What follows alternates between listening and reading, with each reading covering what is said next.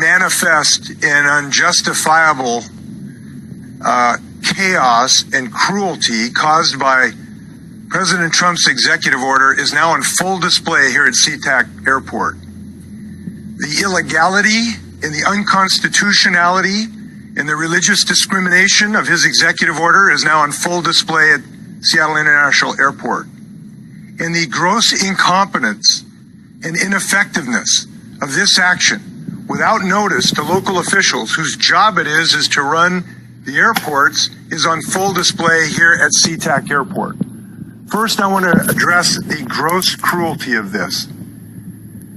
These are people who have left war-torn regions, chaos, mass poverty, many of them who have relatives here who are citizens of the United States, who have crossed the abyss from disaster to hope, who were ready and landed in the home of the land and the brave, who were allowed to get on airplanes to cross the oceans to a life of hope, and who are now torn apart from the relatives who are waiting at the end of the gate? What type of inhumane attitude allows that to happen in this nation? And that is what is going on. We have a family here today who I just met, a citizen of the United States.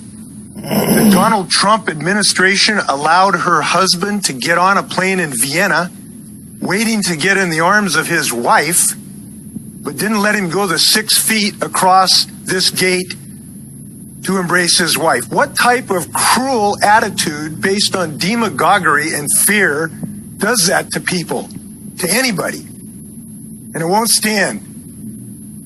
Second, this is a grossly unconstitutional and highly probable illegal act. It is religious discrimination in its barest and obvious form. Not only did it target just Muslim countries, it clearly is religiously discriminatory when the president himself said, we're going to say Muslims are at the bottom of the barrel, other religions are at the top. We have never done this in over 2 centuries of American history, and it's on display here at SeaTac. And we're drawing the line right here at SeaTac. And I hope people are doing it in airports across the country. Listen, I've seen this movie. When I got a call 2 hours ago about what was going on at our airport, I thought about the history of Bainbridge Island. I live on Bainbridge Island.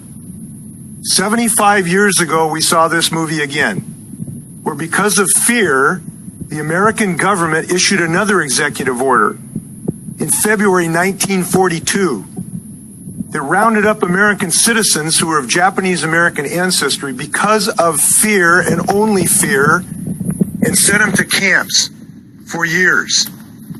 I know from Bainbridge Island what fear can do, and I know that Americans need to stand up against this today across America. Third point I want to make, this is probably the most incompetent, ineffective, unconsciously provocative, and dangerous action of any government I've ever seen. To drop this on SeaTac Airport with no notice of how to handle this, I got to tell you, these people couldn't run a 2-car funeral.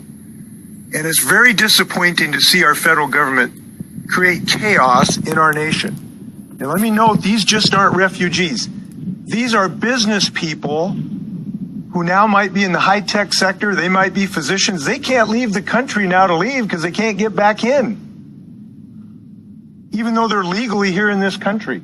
This is damaging to the economy of my state, and it is unacceptable.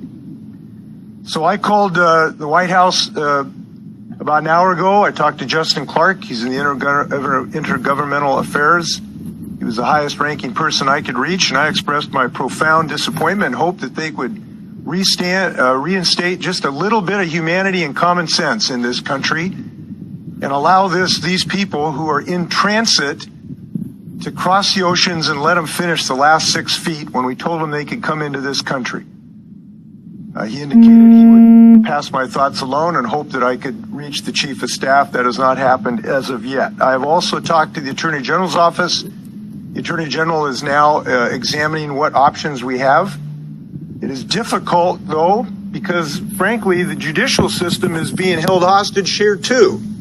because the Trump administration won't tell the governor of the state of Washington the characteristics of the people who are now being held in custody in my state at SeaTac. Therefore, it's difficult to get in front of a judge to really get relief from what I consider unconstitutional activity. So I don't think that's consistent with comity of the federal government in the state of Washington. I think it's wrong, and we're going to continue to ask them to respect that and give us this information so that federal courts can act appropriately. I hope that that will happen in the near future. Let's hope that common sense and humanity is restored in the next few hours in this country. Thank you. I'd like to introduce Cyrus.